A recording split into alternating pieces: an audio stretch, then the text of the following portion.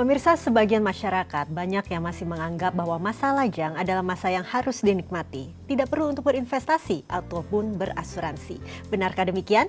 Bersama saya Chandra Dewi, Anda menyaksikan Cerdas 5 Menit. Dan di studio Metro Manulife, saya telah ditemani oleh Bapak Muhammad Irsan, Head of Training and Development dari Manulife Indonesia. Selamat pagi Pak Irsan. Pagi Chandra. Pak Irsan, masih lajang, biasanya saatnya menikmati hidup. Masih tidak terpikir untuk berinvestasi, apalagi berasuransi. Bagaimana pandangan Bapak? Sebetulnya justru masih lajang atau masih hidup sendiri itu juga kesempatan untuk kita memikirkan masa depan. Salah satu contohnya adalah berasuransi ataupun berinvestasi.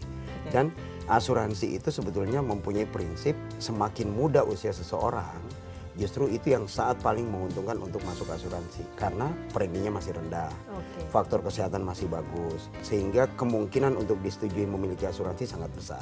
Kalau begitu jenis produk asuransi apa yang cocok bagi mereka yang masih lajang ini? Masih sendiri ya.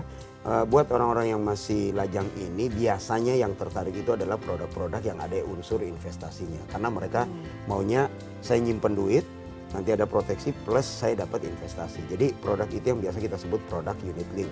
Jadi mereka menginvestasikan sebagian dananya, selain mendapatkan investasi nantinya juga dia dapat proteksi. Oke, nah kiranya berapa besar premi yang harus dibayarkan oleh mereka yang masih lajang? Tadi kan Pak Irsan sempat singgung semakin muda berarti preminya bisa semakin murah ya Pak ya? Betul. Berapa kisarannya? Nah ini yang menentukan sebetulnya adalah berapa besar uang yang masih longgar yang dimiliki oleh orang tersebut.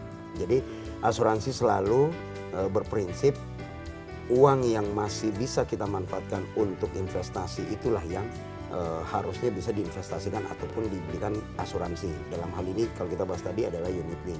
Jangan sampai nanti malah semua uang dihabiskan dulu. Kalau pada saat terima gaji misalnya semua uang udah habis, ya apalagi yang mau diinvestasikan. Jadi kita harus pintar mengatur. Misalnya 10% dari income saya akan belikan asuransi yang memiliki investasi setiap bulannya. Bisa diatur seperti itu. Dan pada saat usia muda itu akan semakin tinggi proteksi yang didapatkan, investasi pun berkembangnya semakin bagus. Jadi ini seperti menyisihkan saat di awal gajian ya Pak ya, untuk masa depan istilahnya seperti Jangan itu. spend di akhir, justru di awal saya harus punya komitmen 10% atau 15% udah langsung masuk ke porsi tadi. Oke, ini karena masih lajang, biasanya juga masih muda. Kiranya ini Pak Irsan, berapa besar uang pertanggungan yang sesuai bagi mereka? Di asuransi ada yang kita sebut nilai ekonomis.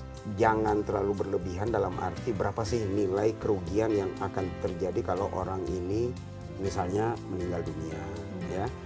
Berapa besar uang yang menjadi kerugian ekonomis dari orang-orang di sekitarnya. Itu yang paling penting.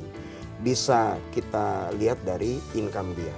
Contoh untuk income yang anggaplah anak-anak muda yang mempunyai income 5-10 juta.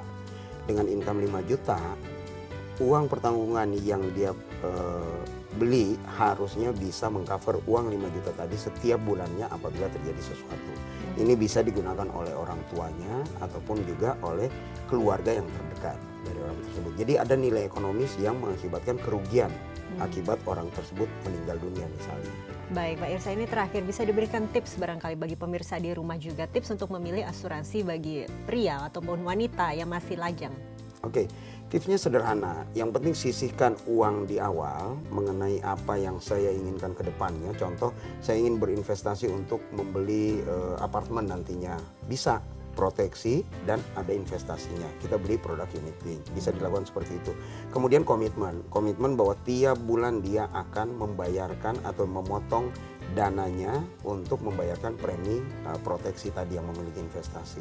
Dan dijalani aja harusnya. Jangan dianggap sebagai beban. Yang repot nanti adalah, wah tiap bulan saya harus motong sekian juta untuk proteksi yang saya belum nikmati. Itu jangan dianggap seperti itu, jadi tidak harus sebagai beban. Yang penting juga harus disiplin untuk menyisihkan di saat awal ya Pak ya. Betul. Oke, baik Pak Irsan, terima kasih banyak atas waktu dan informasinya. Dan pemirsa, demikianlah Cerdas 5 Menit, Cerdas Finansial untuk episode kali ini. Saya Chandra Dewi, terima kasih dan sampai jumpa. Dipersembahkan oleh